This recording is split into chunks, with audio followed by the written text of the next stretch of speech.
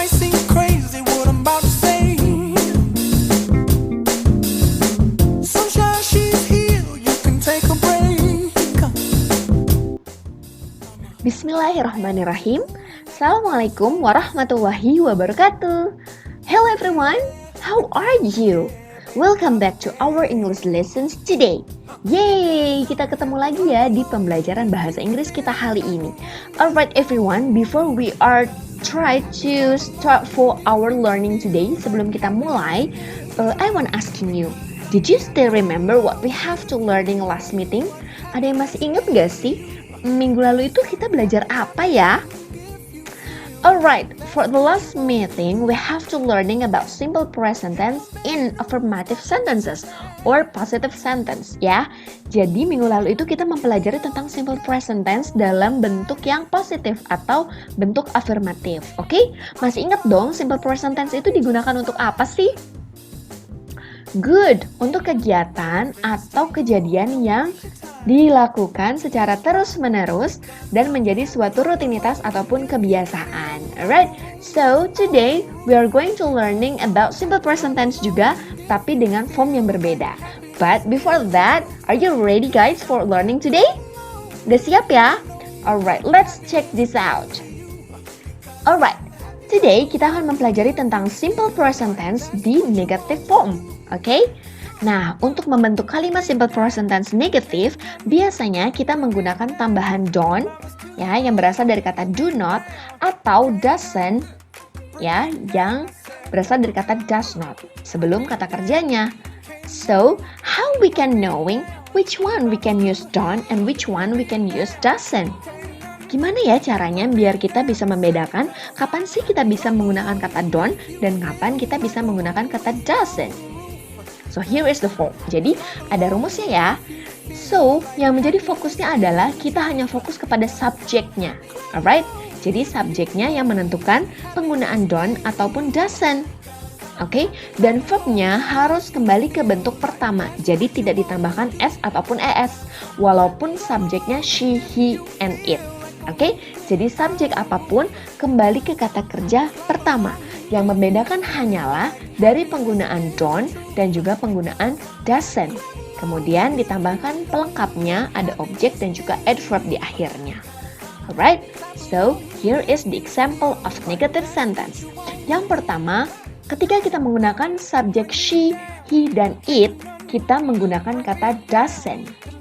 Oke, remember guys, notice ya.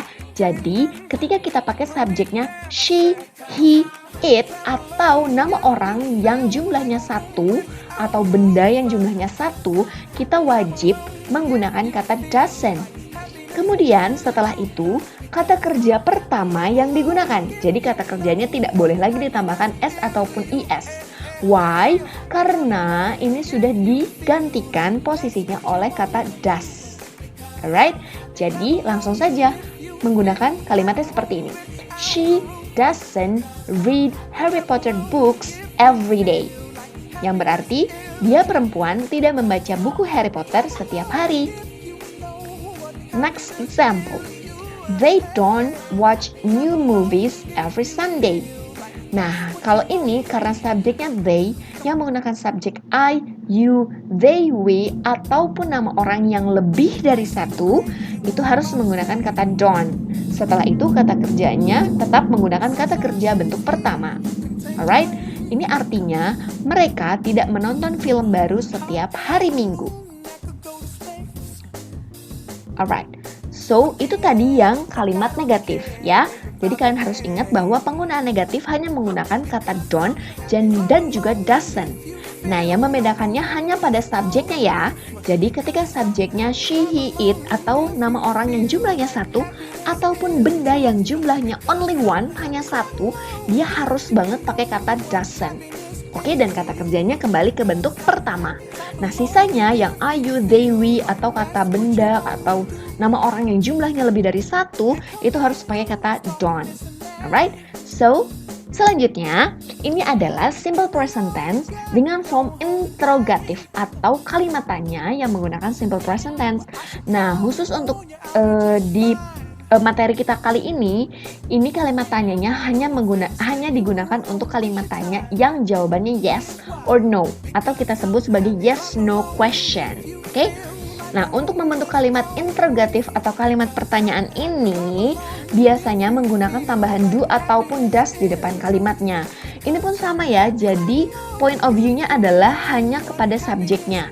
Jadi subjek yang digunakan apa? Sama seperti kalimat negatif yang tadi kita bahas ya.